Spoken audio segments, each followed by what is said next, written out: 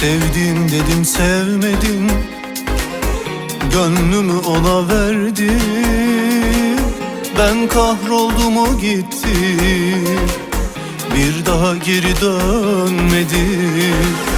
Sevdim dedim sevmedim, gönlümü ona verdim.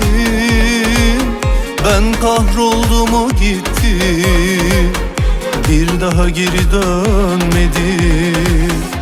Yalan aşklara inanmam, bir daha kanmam asla.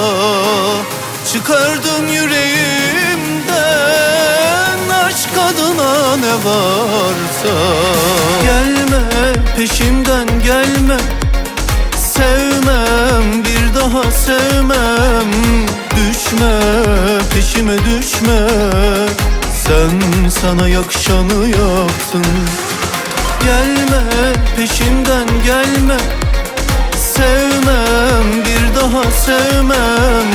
Düşme peşime düşme, sen sana yakışanı yaptın.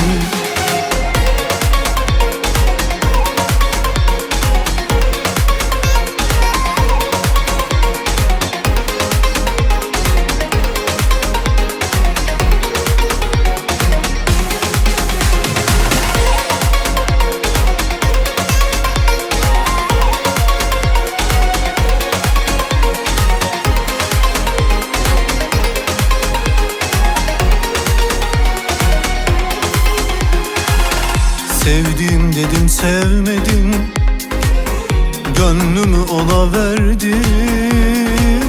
Ben kahroldum o gitti, bir daha geri dönmedi. Sevdim dedim sevmedim, gönlümü ona verdim. Ben kahroldum o gitti, bir daha geri dönmedi. Yalan aşklara inanmam, bir daha kanmam asla. Çıkardım yüreğimden aşk adına ne varsa. Gelme peşimden gelme, sevmem bir daha sevmem. Düşme peşime düşme, sen sana yakışanı yaptın.